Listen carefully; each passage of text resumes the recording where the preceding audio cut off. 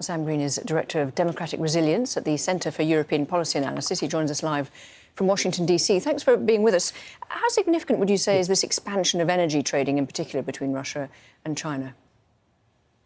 Well, it's been a long time in the making, even in happier times when Russia wasn't at war with Ukraine in the West. It was trying to build in this direction. One of the things, however, that had always gotten in the way was the pricing. China did itself not want to become overly dependent on Russian hydrocarbons, seeing the bind that Europe had gotten itself into. Russia didn't want to invest without making sure it was going to get a good return. I think what we're seeing now, and that Russia is investing in this even without really a guarantee of profitable export prices from China, is really the power now that China has in this relationship with Russia. It gets to set the terms, and Russia doesn't have much choice. So you talk about the power in the relationship. Is there a danger for Russia? I mean, also talking about sort of cooperation and partnership, is there a danger that Russia ends up being more dependent on China than it would like?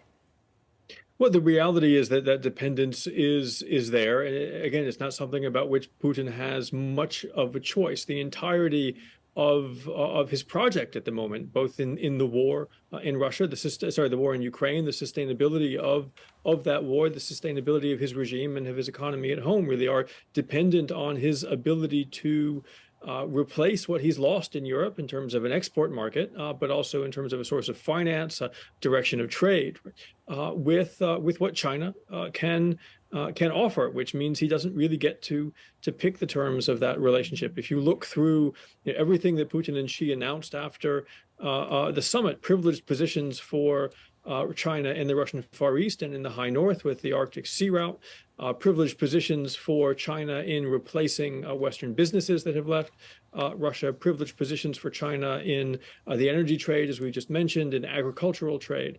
Really, he's given Xi quite a bit to go home with, and hasn't gotten all that much in return, with the exception of, essentially permission to keep fighting in Ukraine. And on that, the fighting in Ukraine, what about the potential for this peace plan that China has brought? I mean, the US is obviously expressing scepticism about it, but is there any possibility that Ukraine might be involved in some way with China in trying to resolve it?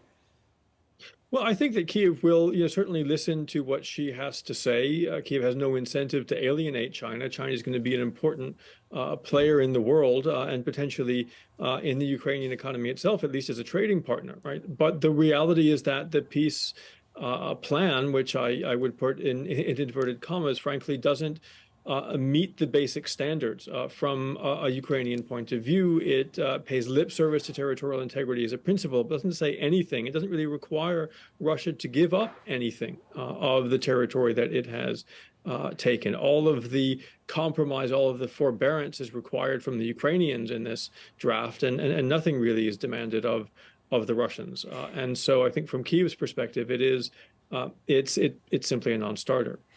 And China did, however, recently, perhaps to some people's surprise, manage to orchestrate a rapprochement between Iran and Saudi Arabia.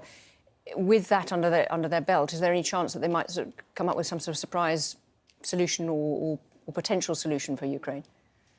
Well, again, I mean, we'll have to see. Xi is meant to be having a conversation with Zelensky at some point in the near future, and it may be that he gets some good advice from his Ukrainian colleague and is able to go back to the drawing board and come up with something a little bit better. Maybe there was something in discussions with Putin that he can push ahead on. China has every right to want to be taken seriously, but it's going to have to come up with a draft that is seen as serious by all of the parties. At the moment, what this draft does is it gives Russia an opportunity to say, well, we're very happy to talk about it, and then to point the finger at Ukraine when Ukraine doesn't decide to get on board with a plan that doesn't in any way serve Ukraine's interests. Sam Greene, thank you very much indeed for your analysis. Thank you. Thank you.